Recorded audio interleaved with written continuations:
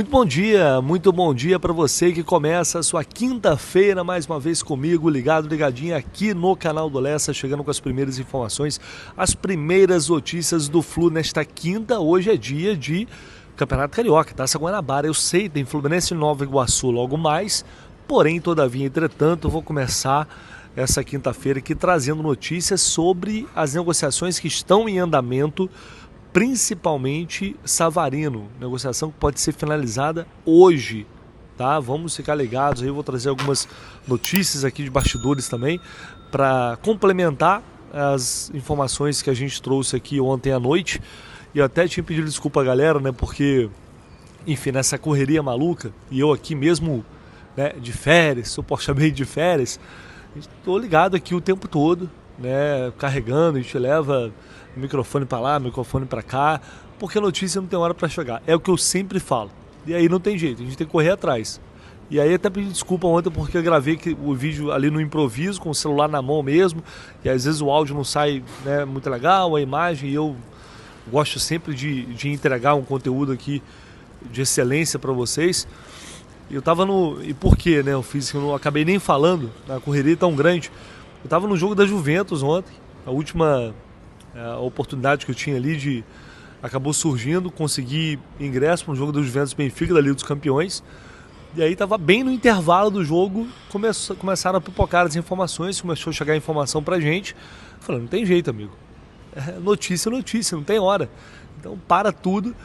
E aí a galera, porque tinha uma galera curiosa aqui perguntando, onde você tá, que jogo é esse? Dá pra ouvir a torcida? Inclusive perdi um gol, primeiro gol de Juventus na volta do segundo tempo, acabei perdendo. Mas só para compartilhar esses bastidores para vocês aqui, porque não tem jeito. A prioridade sempre é deixar você bem informado. Então, meu amigo, de um jeito ou de outro, o vídeo sai. E ontem saiu daquele jeito e agora eu vou completar aqui com algumas informações. Se você puder deixar aqui o seu like, se inscrever no canal, já sabe, tudo isso é realmente muito importante, ajuda demais a gente.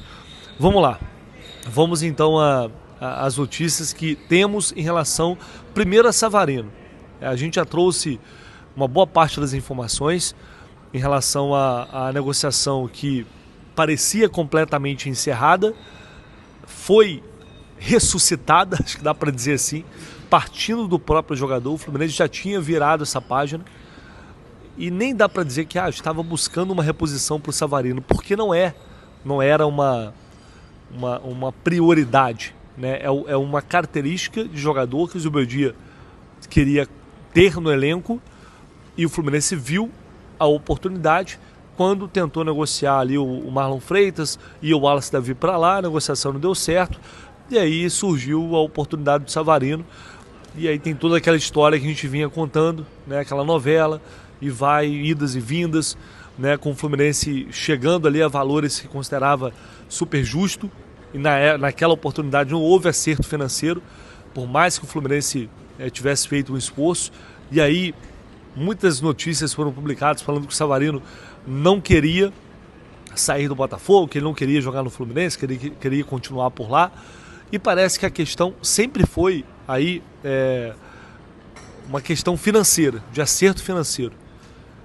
Porque o Botafogo deve algumas coisas ao Savarino, o Fluminense não ia, a princípio, fazer essa composição, o Botafogo tinha que resolver com o Savarino, então talvez o Botafogo tenha destravado isso, ou o Fluminense aceitou dar uma compensação maior. A gente falou que ontem, essa notícia ainda a gente está tentando confirmar em relação a detalhes, valores. Provavelmente ao longo do dia a gente vai conseguir confirmar os valores exatos dessa transferência, porque com o Wallace Davi para o Botafogo, obviamente que o Wallace Davi tem um valor de mercado, e esse valor de mercado ele se soma ao que o Fluminense irá pagar ao Botafogo, né? Então a gente está apurando aqui, mas a tendência é que o valor supere a casa de 4 milhões de dólares, mais o Wallace Davi, que vai lá para o Botafogo, tá? Então o Savarino não jogou, vale lembrar, pelo Botafogo no Campeonato Carioca, ele pode jogar pelo Fluminense.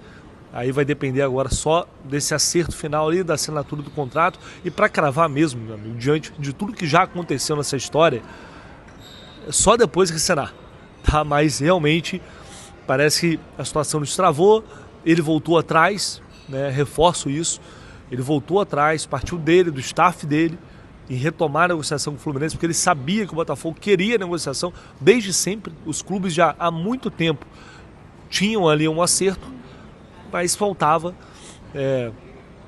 convencer o Savarino, seja com grana, a questão financeira, ou mesmo pela vontade. Mas, repito, passou muito pela questão financeira. Não houve um acordo financeiro e agora parece que isso foi costurado. E a vontade do Botafogo em negociar o Savarino, portanto, vai prevalecer e, evidentemente, consequentemente, a vontade do Fluminense em ter o Savarino.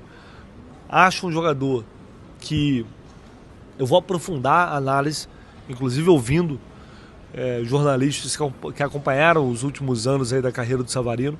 Acho um jogador que tem muita qualidade técnica, é um jogador inteligente, um jogador que finaliza, um jogador que é muito perigoso perto da área adversária, mas ao mesmo tempo é um cara que ano passado competiu pouco, né? Ele chegou a ter lesão, mas o ritmo, a intensidade, tudo isso caiu muito. E por isso até o Savarino perdeu um pouco de espaço e vem de uma temporada ruim depois do grande ano que teve em 2024, junto com todo aquele time no Botafogo.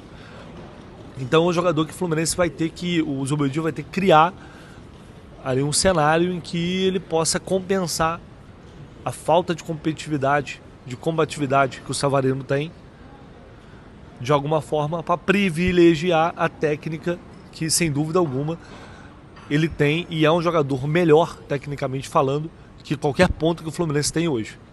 Só que o Savarino não é um ponta. O Savarino é um meia que arma pelo lado. No Botafogo mesmo ele já não atuava assim, já tinha pedido para não jogar assim.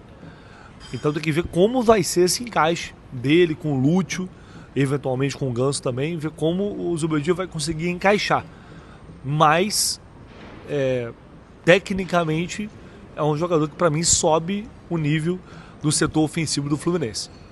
É a impressão, é a sensação que eu tenho, mas vai ser necessário a gente ouvir pessoas que realmente acompanharam o Savarino de perto, porque a gente de fora não tem realmente a exata dimensão, a noção de como está o desempenho do jogador no dia a dia. Beleza? Então, a tendência é que ele vá hoje ao CT para concluir esses trâmites finais e aí assinar o contrato válido por 4 anos com o Fluminense. O cenário de camisa 9 permanece. O problema, ele não está resolvido ainda, mas o que eu posso dizer para vocês é que há uma grande chance disso acontecer em breve, de chegar esse reforço. Ainda não tem os nomes, o Fluminense vem fazendo diversas sondagens no mercado, né? Ontem surgiu uma informação, se não me engano, foi o Rodrigo Dias, lá no Ligados do Flu, que afirmou ali que o Fluminense sondou a situação do Firmino.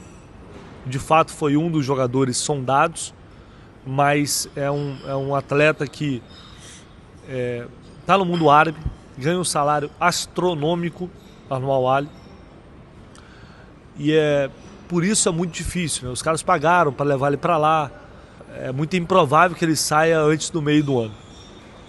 Claro que se o jogador quiser sair, enfim, pode conseguir uma liberação, mas ainda assim, a questão salarial é um negócio absurdo, é uma diferença absurda. É impagável, inclusive para os clubes mais ricos aqui do Brasil, para manter esse nível não dá.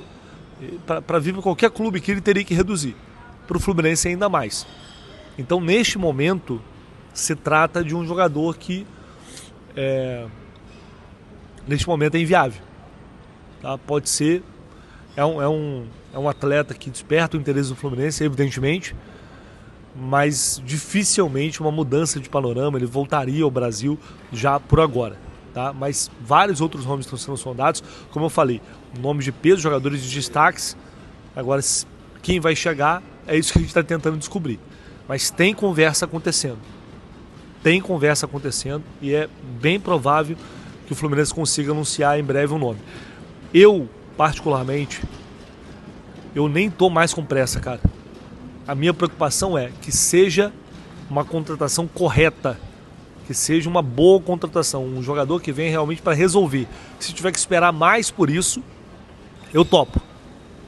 A questão é se essa espera vai realmente valer a pena mediante a qualidade do atleta que vai chegar. Mas sim, a diretoria continua trabalhando e a tendência é de que em breve uma negociação avance e aí a gente vai ter um novo camisa 9 no Fluminense. Tá? Sobre a situação de Serna, o que eu apurei ontem à noite, só agora estou querendo trazer aqui para vocês. O empresário do jogador já está aqui no Rio de Janeiro, o Narciso. Ele já está aqui no Rio, não, no Rio. Eu estou agora nesse momento no aeroporto, iniciando aqui a volta. Demorou, né? Mas tudo que é bom dura pouco também, mas deu para aproveitar bastante. Agora é voltar para a gente trabalhar bastante, porque tem um ano inteiro aí pela frente. Então ele já está no Rio para se reunir com a diretoria do Fluminense e tentar avançar nessa negociação. A gente sabe que o Serna, ele vem oferecendo o Serna já há muito tempo, desde o meio do ano, quando o Renato deu aquela entrevista, esculachando os empresários, o recado era para ele principalmente. Então ele não tem falado muito como da outra vez, mas nunca deixou de oferecer o Serna, de tentar uma transferência. E é o que ele vai tentar mais uma vez. Ontem surgiu uma informação de César Luiz Merlo informando que a proposta era de 5 milhões de dólares do Boca Juniors. Mas o que eu apurei é que não é esse valor. Era uma proposta abaixo desse valor e que a intenção inicial do Fluminense é manter o Serna. E aí tem alguns motivos, tá? Bom, primeiro que ela não foi avaliada, não houve uma resposta, não tem uma negociação ainda em andamento. Essa negociação deve começar. E o Fluminense recusaria essa proposta. Por quê? Tem 70% do jogador. O Fluminense pagou mais ou menos 10 milhões ali pelo Serna. Você vende por 5 milhões, por exemplo, o clube fica com 70%, a Alianza Lima 30%, aí tem o empresário pegando 10%. No fim das contas, vai ficar ali com 16, 17 milhões de reais. E aí o lucro é muito pequeno e você está perdendo um jogador que teve 22 participações em gols no ano passado. Um jogador que participa de gol, que entrega. Então, cara, assim, para mim é um valor muito baixo. Para mim não compensa. Mediante esses valores, não compensa vender o Serna. E o Boca travou o negócio com o Inestrosa porque não queria subir o valor. Acho que eles ofereceram 4 milhões e meio de dólares para o Inestrosa. Deu o rolo e ele acabou indo parar no Vasco. Então não sei se o Boca está disposto a subir tanto essa proposta assim. E a intenção da diretoria do Fluminense, internamente, é manter o jogador. Mas vai ter conversa, comissão técnica, conversa daqui, conversa dali, para buscar um consenso, um entendimento. Tá? Mas hoje a gente tem um staff querendo negociar, querendo fazer negócio e levar o Serna para um grande clube também, que é o Boca Juniors. E o Fluminense não tem interesse em perder um jogador que entrega muito participações em gol, que tem um salário baixo, se for comparado aí a média. E com esse dinheiro, quem o Fluminense vai contratar? Não consegue trazer um jogador com essa grana que vai entregar essa quantidade de participações em gol que o Serna entregou, com todas as dificuldades técnicas que a gente sabe que ele tem. Então, por isso também a postura do Fluminense neste momento não é inegociável, não dá para falar que não é inegociável, que é inegociável, não é inegociável, mas o Fluminense também não vai facilitar a saída dessa forma, porque sabe que não está fácil repor, o mercado está super inflacionado. E também por isso o Fluminense tem que fazer valer a sua parte também. Se o mercado está inflacionado para comprar, tem que estar inflacionado para vender. Não dá para vender por qualquer proposta. Um jogador que, se não for titular, vai brigar ali por ser titular, e foi titular ano passado inteiro. Então acho que faz todo sentido a postura do Fluminense. Vamos ver como vai desenrolar. Essa reunião deve acontecer já nos próximos dias. Esses assuntos, essa proposta ela vai ser de fato ali oficializada. E aí o Fluminense vai negar, pode chegar outra. Enfim, vai depender de como as coisas vão caminhar e manifestar talvez a vontade do jogador e também do próprio Luiz Beldia. Beleza, pessoal? Qualquer novidade, a gente, claro, vai trazer aqui no canal do Lessa para vocês. E em breve, um pouquinho mais tarde, provavelmente ali por volta das 10h30 da manhã, nosso pré-jogo aqui com tudo de Fluminense e Nova Iguaçu para você. Tamo junto. Não esquece de deixar o like, tá? Valeu, abraço.